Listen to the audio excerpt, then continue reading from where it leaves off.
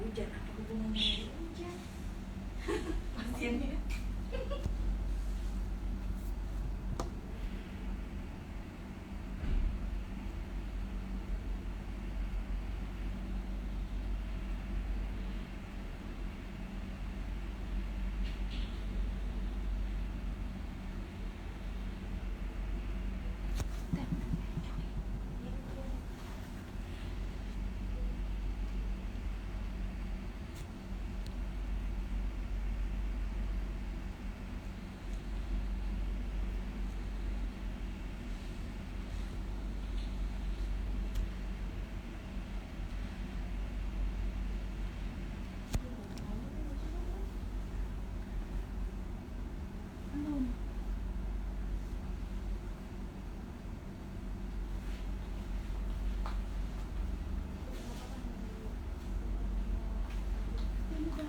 Ayo katanya,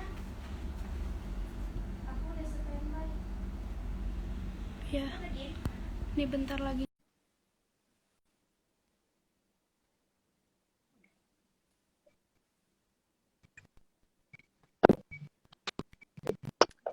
Halo, selamat sore. Assalamualaikum, sahabat Hermina semuanya.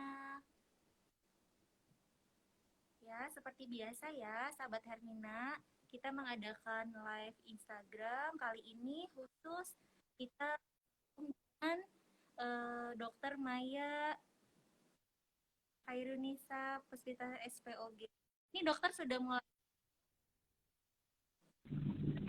Ya, dokter, Oke. selamat sore, dokter. Selamat sore, suara saya kedengeran nggak? Kedengeran, dok, cuma gambarnya kurang jelas, dokter. Oh, ya. Gambar Ya, dokter. udah. Ya, halo. Assalamualaikum warahmatullahi wabarakatuh. Ya, halo, dokter. Ya, halo. Assalamualaikum. Waalaikumsalam, dokter. Alhamdulillah ya, kita bisa live di Alhamdulillah ya, sini. dok. Alhamdulillah. Ya, mangga, silahkan. Di apa? Mulai. Ada pengantar dulu nggak dari Bidan Wesi? Ya, dok, kita tunggu 5 menit ya, dok. Teman-teman biar Oh ya. gabung agak banyak ya. Ya. Baik, Oke. sahabat Hermina, kali ini kita bahas tentang perlu tidak sih memeriksakan kandungan di masa pandemi ya. Ini sebenarnya tema ini tidak untuk ibu hamil ya teman-teman. Jadi untuk semua teman-teman sahabat Hermina mungkin yang mau datang ke rumah sakit takut ya, atau di masa pandemi ini kan banyak kekhawatiran ya.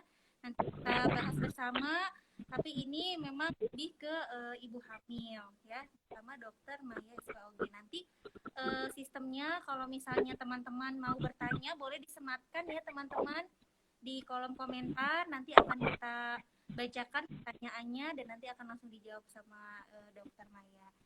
Baik dokter, ini sudah banyak yang gabung, gak apa-apa, boleh langsung dipaparkan aja dokter materinya dok. Oke, ini kita sebetulnya obrol santai aja ya. Berhubung saya tidak menyiapkan benar-benar ada slide. Jadi kita ngobrol sambil mungkin ada yang bertanya, silahkan langsung aja. Betul. Ya. Ya, betul, dokter. Perlu tidaknya hari ini kita akan membicarakan tentang perlu tidaknya memeriksakan kehamilan ke dokter kandungan selama masa pandemi. Seperti kita ketahui sebelumnya ya, sekarang sedang pandemi corona yang setiap hari semakin bertambah. Kalau kita lihat di berita-berita, angka-angkanya tidak semakin menurun tapi semakin bertambah. Dengan seperti itu, yang saya rasa saya lihat di jalanan bahkan ya, dengan angka yang seperti ini hampir sebagian orang sepertinya sudah mulai terbiasa gitu ya, sudah mulai terbiasa dan kita sudah memasuki yang namanya adaptasi new normal. Jadi intinya ya sebetulnya nggak susah sih pertanyaannya ini ya. Pertanyaannya nggak susah, kita tinggal mengikuti protokol-protokol kesehatan ya. Yang perlu kita intinya sebetulnya ya untuk corona ya, yang harus kita pahami betul-betul bahwa sifat dari virus corona itu adalah airborne disease. Artinya dia mudah terpapar lewat udara. Jadi intinya pertama ya yang satu yang penting banget ketika kita kemana pun nggak cuman ke rumah sakit ya.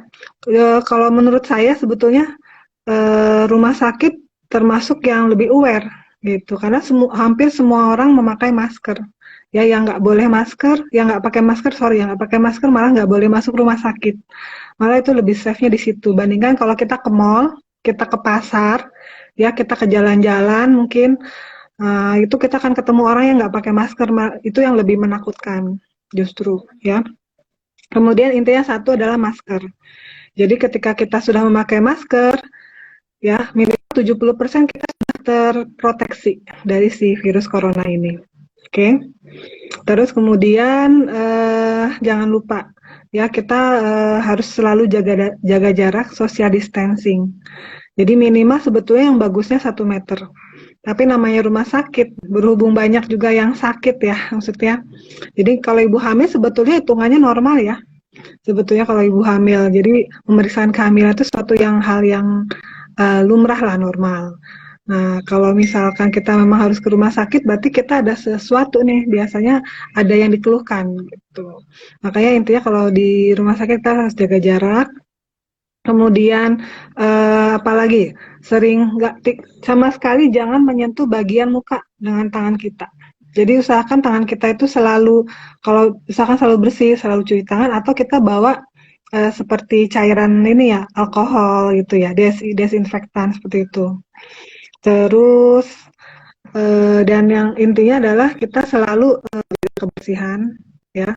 Kalau setiap pulang dari rumah, begitu dari rumah sakit, langsung ganti baju. Ya, jangan kita masuk rumah, terus kita duduk-duduk dulu, megang anak, jangan seperti itu.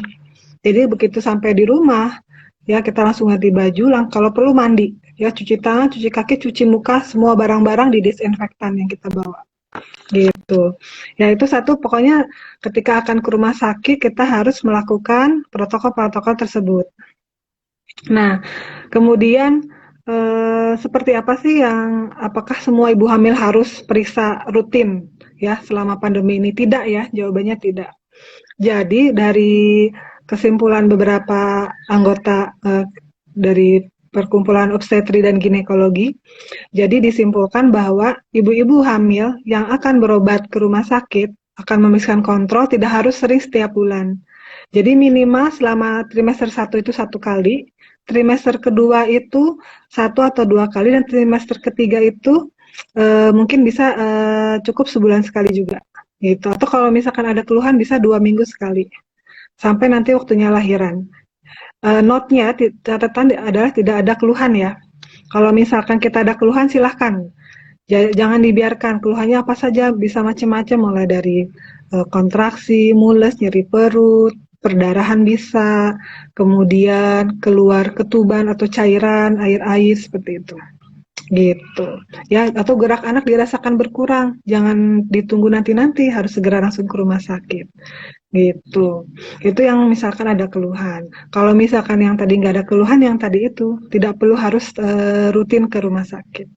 Seperti itu. Oke. Apa ya, kita mau bicara kenapa lagi nih? Kayak sepertinya sudah nggak. Oh ya, satu lagi, misalkan tidak cuma ibu hamil ya, bahwa kalau di kandungan tuh banyak keluhannya juga sebetulnya. Jadi misalkan ada keluhan di luar kehamilan ya, seperti misalkan ada nyeri perut bawah atau ada keputihan, kalau memang dirasakan memang sangat berat, boleh langsung periksa juga ke rumah sakit. Gitu. Intinya adalah yang satu itu, melakukan protokol kesehatan. Seperti itu. Oke. Ada pertanyaan kah sampai sejauh ini?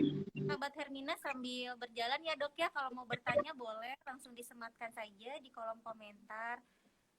Ya dokter, mungkin untuk Ya. seperti pakaiannya sendiri nih dok, biasanya ibu hamil kan apakah harus ada memakai pakaian khusus gitu dok untuk datang ke rumah sakit saat periksa kehamilan atau tidak dokter? Kita sesuaikan saja ya, dibikin namanya ibu hamil nggak boleh ribet-ribet, dibikin senyaman mungkin. Jangan sampai pakaiannya berlapis-lapis, jadinya panas nanti nambah stres ya. Ya Intinya dok adalah ya. sebetulnya ya intinya kita memakai masker, face shield itu sudah cukup ya. Kalau memang kita punya jaket, minimal kita bisa pakai jaket. Jadi bikin dua lapis, misalkan kita pakai daster, di luarnya kita pakai jaket yang anti air misalkan kalau ada gitu, seperti itu bisa ya. Kemudian kalau intinya begitu sampai rumah itu tadi ya, kita lepas baju-baju kita langsung ganti baju, kita mandi, sepatu-sepatu didisinfektan, kalau misalkan kita bawa tas langsung didisinfektan juga. Kita pakai kacamata, kalau saya tiap hari ya pulang selalu semua langsung ganti baju, jam dibersihkan, kacamata juga dicuci saya kalau saya. Kacamata dicuci pakai sabun, seperti itu. Ya, kalau apa sepatu saya semprot pakai desinfektan, seperti itu ya.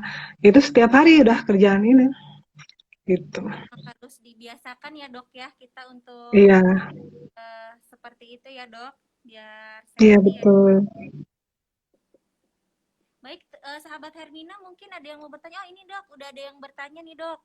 Dari Ibu Ya, Yanti, dok mau nanya, kan saya lepas KB udah 6 tahun, pernah periksa dokter Maya juga, tapi kenapa haid masih acak-acakan, kadang 2 bulan sekali, kadang 3 bulan sekali, itu kenapa ya dok?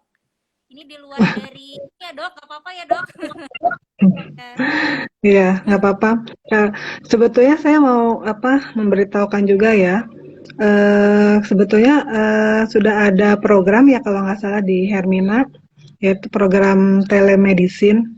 Jadi kalau misalkan mau konsultasi dengan dokter via via HP ya, mungkin via WA, itu mungkin untuk kasus-kasus yang mungkin bisa dilakukan lewat media sosial ya. Jadi untuk kasus-kasus yang khusus yang nggak perlu diperiksakan secara langsung itu kita bisa. Ini salah satunya nih ya, untuk konsultasi masalah KB itu bisa dilakukan dengan telemedicine seperti yang sekarang kita lakukan nih sekalian ya. Oke, KB Ya sudah dokter. 6 tahun ya. KB-nya apa nih kalau saya boleh tahu? Kalau KB kan macam-macam ya. Bu Yulia ada KB suntik, KB oral, pil ya, kemudian juga ada IUD gitu. Karena macam-macam.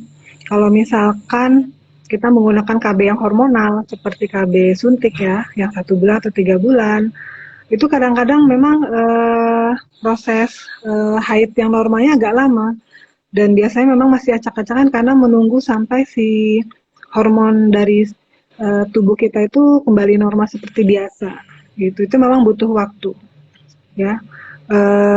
Jadi kadang-kadang ada yang sampai 6 bulan baru normal lagi gitu. Kalau KB hormonal memang efek sampingnya seperti itu.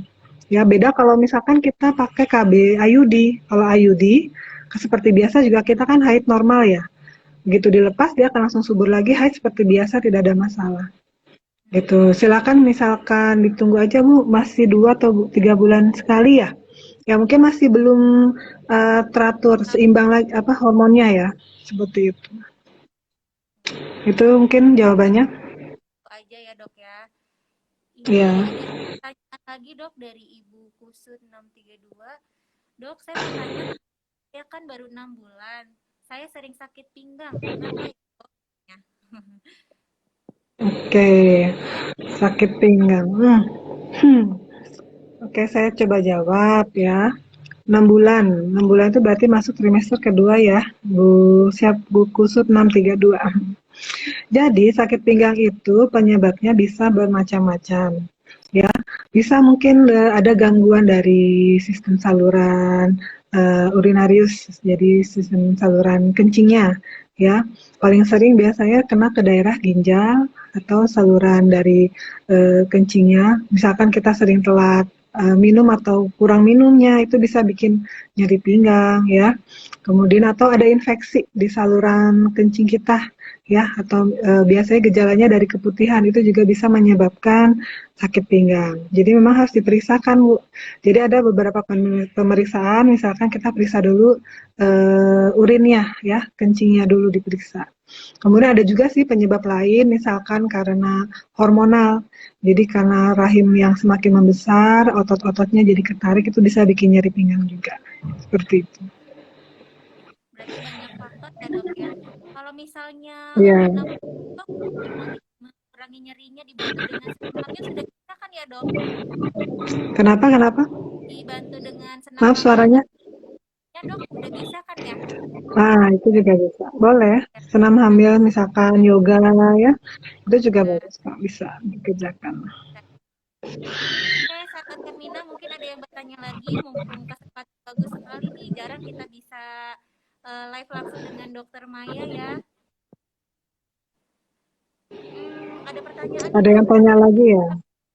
apa untuk penyubur ya? Untuk penyubur kandungan ini bisa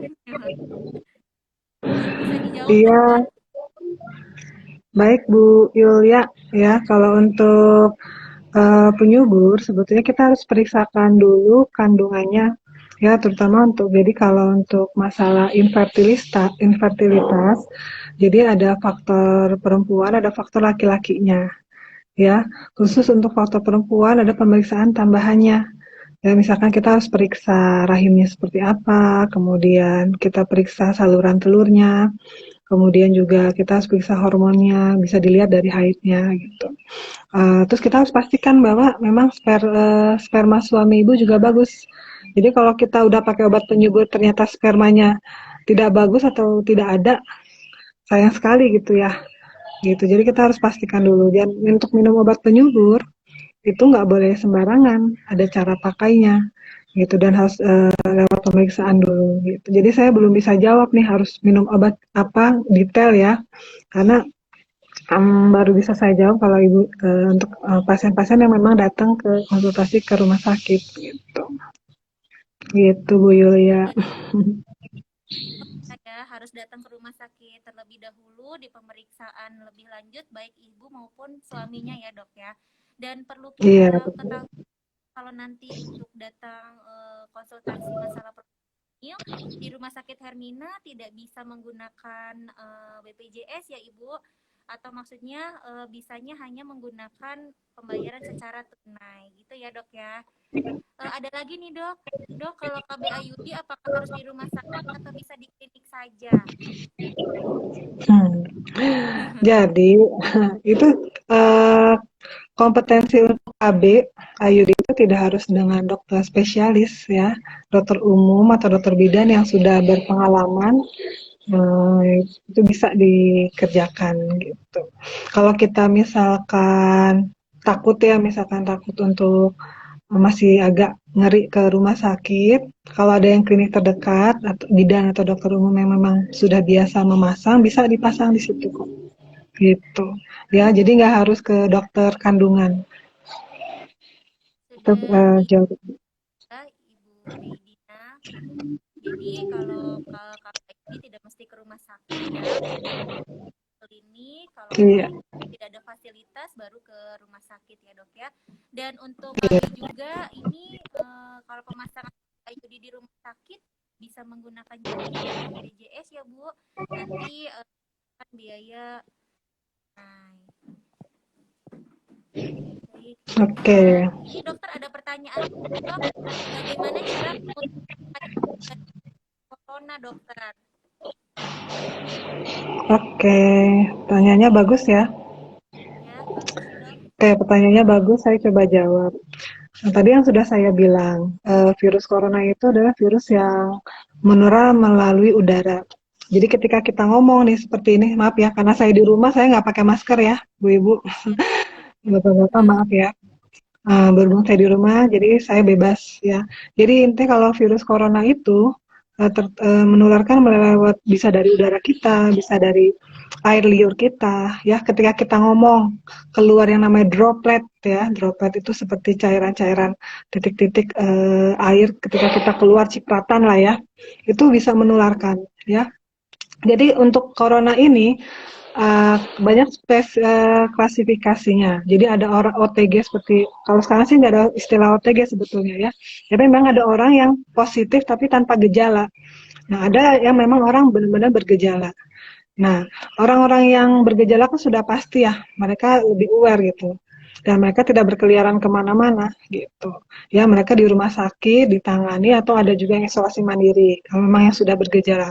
Yang susahnya ini yang tidak bergejala tapi bisa menularkan. Ya, ketika mereka tidak mengetahui diri mereka sudah tertular, ya, dan mereka bisa menularkan, kemudian mereka tidak memakai masker, alat-alat pelindung diri, tidak melakukan protokol kesehatan, itu yang bahaya sebetulnya.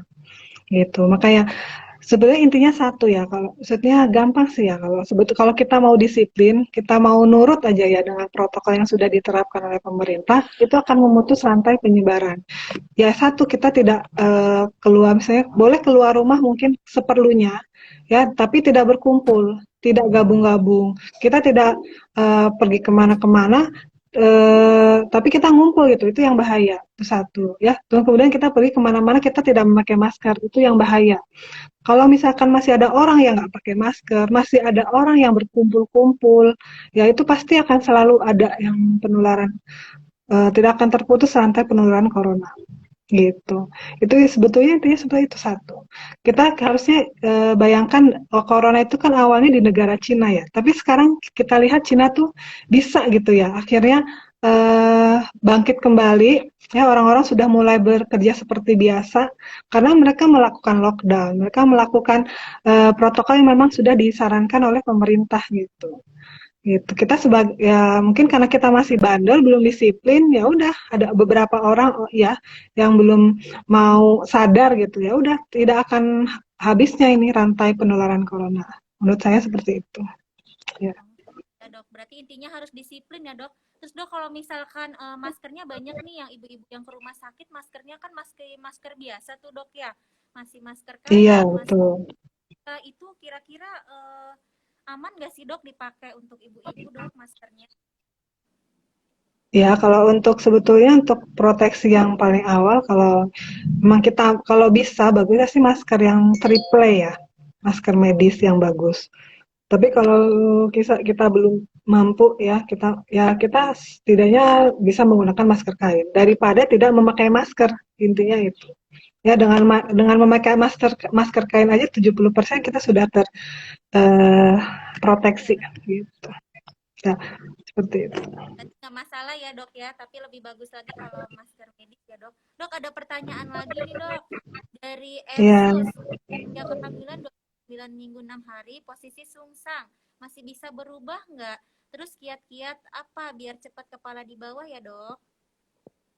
Oke, Bu Efsus tenang aja. Kalau posisi bayi sampai usia sebelum dia masuk kepala ke dalam panggul yaitu usia 36 minggu, posisi bayi masih bisa berubah-berubah gitu. Apalagi sekarang baru 29 minggu. Waktunya masih panjang ya. Memang sebetulnya ada beberapa penyebab si bayi itu posisinya sungsang. Ya, yang paling sering itu penyebabnya adalah dari kelainan bentuk dari rahim gitu. Kalau misalkan memang ada kelainan dari bentuk rahim, itu memang agak susah. Dia posisinya begitu sudah di atas, kepalanya akan di atas terus. Susah berubahnya karena kelainan dari bentuk rahim. Ya, seperti itu. Tapi kalau nggak ada kelainan apa-apa, biasanya bayi masih aktif ya, dia akan bisa berubah posisinya kembali ke bawah kepalanya seperti itu. Jadi Ibu tenang aja. Kiat-kiatnya apa? Kalau yang secara teori sih gampang ya sebetulnya. Cuman tinggal kitanya kuat apa enggak nih. Misalkan salah satunya adalah sering-sering sujud. Yang maksudnya kalau sujud mungkin pada saat sholat kita namain. Kemudian kita sering-sering melakukan posisi lutut ngepel sambil apa tuh pakai tangan. Nah, kalau kita ngepel, kita pakai tangan tuh. Ya itu juga bisa tuh pasti. posisi seperti itu. Bisa juga ada juga senam-senam, beberapa senam ibu hamil yang bisa dilakukan untuk membantu supaya posisi kepala bayi berada di bawah gitu. Jadi kita rajin-rajin aja ikut senam, khususnya yang senam ibu hamil. Dok, masih Gitu. nyambung tentang yang sungsang nih dok, dari Ibu Ambu Kirana. Dokter Maya, kalau sungsang bisa melahirkan normal nggak? Ya, secara teori bisa ya, Bu. Sebetulnya banyak ada juga ya, nggak banyak sih beberapa ada yang lahir sungsang normal ya. Itu mah rezeki banget ya, Bu. Tapi memang ada resikonya itu dan harus ada syarat-syarat tertentu yang harus dipenuhi supaya bisa lahir normal ya. Salah satu syaratnya berat bayinya itu yang penting. Berat bayi kalau misalkan untuk mau lahir normal untuk yang sungsang itu harus di bawah 3,5 ya. Kalau di atas 3,5 tidak disarankan untuk normal karena kenapa? Karena nanti kepalanya bisa nyangkut ya, bisa nggak lahir kepalanya dan itu bahaya. Jika dalam waktu 8 menit tidak lahir maka nyawa bayi bisa tidak tertolong gitu. Seperti itu. Ya, jadi harus ada syarat tertentu. Kemudian nggak cuma dari berat, mulusnya juga harus bagus. Jadi kontraksinya harus benar-benar bagus, cepat ya pembukaannya. Terus penurunan bagian terbawah bayi, misalkan pantat atau kaki bisa lebih cepat turunnya dan itu bisa dikerjakan. Seperti itu. Dan harus dilakukan di rumah sakit ya dok ya, tidak boleh Oh iya di betul. Satu lagi ya itu harus dilakukan di rumah sakit. Karena kalau nanti ada apa-apa, bisa langsung segera dilakukan tindakan darurat ya. iya.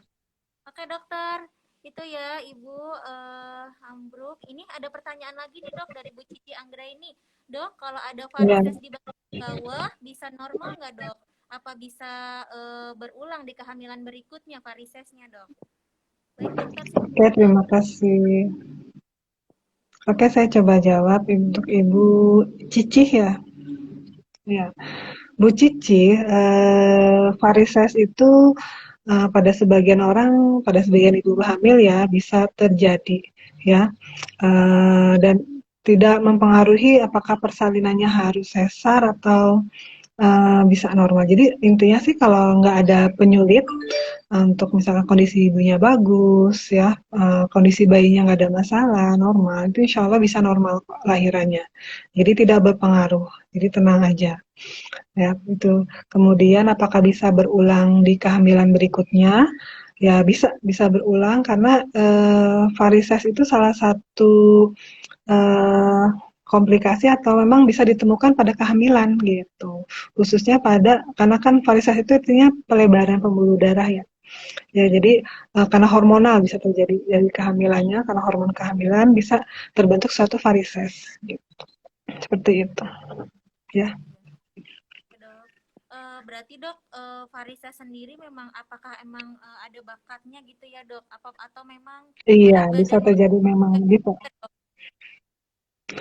Bisa juga karena efek dari misalkan kita ya berat badan terlalu berat, ada efek gravita, jadi pembuluh darahnya mudah melebar seperti itu. Oh, Gitu. Misalkan kan kita sering dari pekerjaan, misalnya kita sering berdiri itu juga bisa. Jadi yang bikin berat tubuh tuh terlalu berat untuk menopang ya. Seperti itu. tapi dok, kalau misalkan ibunya menderita varises vagina, aman tidak kalau misalkan melahirkannya di bidan praktek atau di puskesmas gitu dok? Harus di rumah Sebetulnya sakit? iya kalau misal enggak harus di rumah sakit Oh, nggak ya. harus ya. Eh, Kalau misalkan varisesnya kita bisa lihat sih, dicek dulu aja. Kan beberapa bidan mungkin dicek dulu aja. Misalkan bidannya, oh ini kayaknya varisesnya masih belum terlalu besar-besar, ya masih kelihatan aman. Silahkan dilahir di bidan. Itu kita lihat. Kalau misalkan bidannya merasa nggak mampu ya nggak yakin untuk membantu persalinan ya boleh dirujuk ke rumah sakit seperti itu. Oke, itu ya Ibu Cici sudah cukup jelas dari Dokter Maya. Oke, belum ada yang bertanya lagi. Dok, kira-kira nih dok, supaya ibu hamil tuh tetap sehat ya dok, selama pandemi ini di rumah, kiat-kiat di rumah tuh apa apa harus bagaimana dok? Entah maksudnya nutrisinya mungkin dok, apakah aman untuk berolahraga atau bagaimana dok? Iya. Kiat-kiatnya dok biar sehat. Ya, baik ibu-ibu hamil yang sekarang sedang hamil atau yang sebentar lagi akan hamil, yang sedang persiapan hamil, Ya, ya, dok. oke, atau yang mau hamil lagi, maksudnya bisa ya. Jadi intinya kalau lagi seperti pandemi ini, kita harus benar-benar jaga daya tahan tubuh. Ibu hamil itu kan memang kondisi daya tahan tubuhnya lebih rendah daripada orang normal ya. Jadi kita harus antisipasi mulai dari makanan, ya kita benar-benar makanannya harus bernutrisi, harus bergizi, nggak boleh kita makan jajan sana, jajan sini, jadi harus bersih, ya masak sendiri. Kalau bisa kurangi yang instan-instan, junk food, ya perbanyak buah, terutama ya sayuran itu, dan air putih jangan sampai kurang, ya. Kalau bisa minimal 2 liter sehari, ya. Kemudian kita harus sering-sering berjemur. Berjemur misalkan setiap pagi, untuk yang ibu-ibu yang tidak bekerja ya minimal setiap hari kalau bisa tuh ya selama 15 menit sampai 30 menit sambil jalan-jalan kaki. Jadi kita olahraganya nggak apa-apa jalan-jalan kaki selama 30 menit. Kalau misalkan kuat lagi 45 menit sambil berjemur, sambil kena sinar matahari itu lebih bagus lagi. Itu untuk menjaga daya tahan tubuh kita. Seperti itu. Kalau misalkan lebih bagus lagi, misalkan kita bisa ikut, kalau sekarang kan kalau senam mungkin nggak boleh berkumpul ya. Jadi harus ya mau nggak mau kita ikut senam online, misalkan bisa boleh. Boleh tuh dari Hermina misalkan ngadain Ya, senam ibu ya, hamil, senam dok. online lebih bagus lagi ya. Terus itu dan yang kemudian harus tidurnya harus cukup ya, nggak boleh begadang. Ya intinya nggak boleh stres, nggak boleh terlalu capek. Itu kiat-kiat dari saya. Gitu. Kalau dan jangan lupa vitaminnya aja. Iya, betul ya dok ya. Vitamin yang dikasih dokter jangan hanya disimpan ya dok. Itu ya dok. Banyak ibu Iya hamil juga betul. vitamin. Baik dokter, ini ada pertanyaan lagi dok. Di dapur si Ece, Iya. dok, usia kandungan saya 33 minggu. Plasenta saya anterior. Saya bekas sesar 1 kali. Apakah keadaan saya dengan plasenta anterior bisa normal dokter? Oke, terima kasih. Pertanyaannya Ibu Ece ya. Plasenta di anterior berarti plasenta berada di korpus depan, di uterus bagian depan ya Bu ya. Tergantung apakah plasentanya menutupi jalan lahir atau tidak Bu. Jadi Ibu pastikan lagi kalau misalkan plasentanya berada di depan tapi dia tidak sampai ke dinding bawah rahim atau tidak sampai menutupi jalan lahir, ya kemungkinan masih bisa normal kok. Gitu. Ya, intinya sih itu. Jadi plasenta itu intinya adalah apakah dia berada di dekat jalan lahir menutupi atau hampir ke pinggir. Nah, itu yang kalau misalkan tidak ada yang mendekati ke jalan lahir berarti aman insya Allah plasentanya. Gitu. Itu ya Bu ya. Sesarnya ini dok, ibunya ada bekas sesar juga dok. Kenapa? Ya, bekas Ibunya sesar. Sebetulnya kalau bekas sesar itu selama bekas sesarnya masih 1 kali, di bisa dilakukan yang namanya vaginal birth after C-section. Ya, jadi persalinan normal setelah bekas sesar sebelumnya. Tapi ada syarat-syarat tertentu, Bu. Harus diperiksakan bagaimana ketebalan SBR-nya ya, segmen bawah rahim. Kemudian posisinya kepalanya harus sudah di bawah. Ya, untuk persalinan kontraksinya harus bagus. Jadi memang banyak syarat-syarat tertentu. Seperti itu.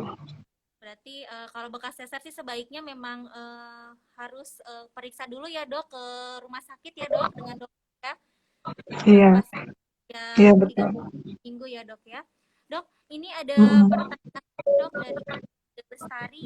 Dok, bagaimana kiat-kiat agar cepat persalinan di usia 39 minggu? Berarti ibunya belum melahirkan aja dok. Oke, terima kasih pertanyaannya. Kiat-kiatnya banyak bisa dikerjakan. Ini pertanyaan saya sih ini kehamilan keberapa ini? Pertama, kedua. Oke, Kehamilan saya jawab pertama dok. saja ya. Dok. Oh, pertama. Nah, Kehamilan pertama ya. Oke, kalau untuk pertama ya, kita bisa bisa pertama dibantu sama suami, Bu, ya.